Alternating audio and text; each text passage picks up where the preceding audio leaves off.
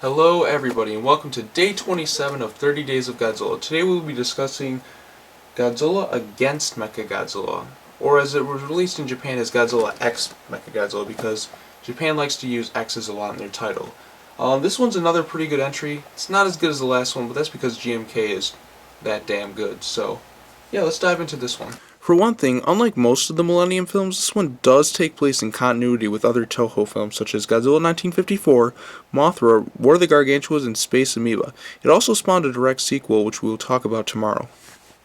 This movie is, in essence, basically just a part 1 to a part 2, so you won't really get that conclusion until you see the next movie. The movie begins in 1999. During this time, the military uses their maser cannons that first appeared in War of the Gargantuas against Godzilla, but the attack fails and the only survivor of the attack is our main character of the movie named Akane.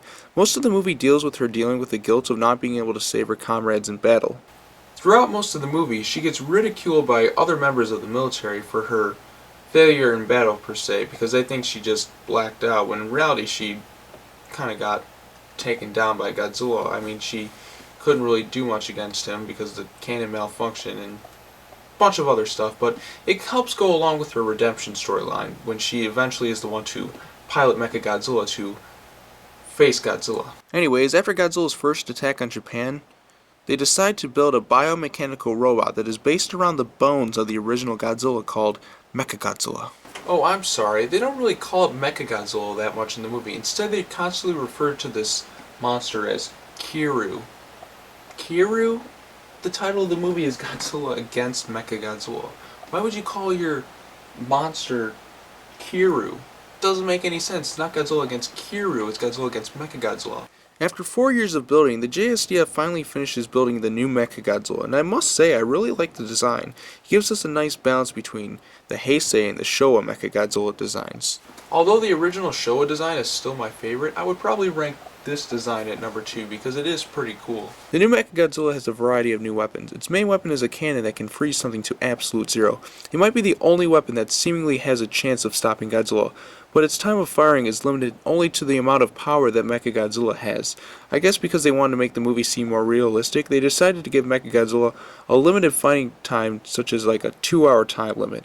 To save energy, they transport him into battle via planes where he can get some recharge energy, or they recharge him via microwaves or some stuff like that. During the reveal of Mechagodzilla, Godzilla makes his appearance and Mechagodzilla is sent into battle. Unfortunately, something goes wrong when Godzilla roars, because that somehow causes Mechagodzilla to remember that it was once Godzilla, and it starts to go apeshit. Don't ask me how that works, because I honestly couldn't tell you. It has something to do with Godzilla's soul or some shit like that. I don't know. Anyways, Mechagodzilla starts destroying things and they can't do anything until its power runs out. It frustrates this one guy so much that he says this. Wait a minute, did he just say Godzilla sucks dick? Play it again. He did. I can't believe it, but he said it. Godzilla sucks dick. He just said it right there.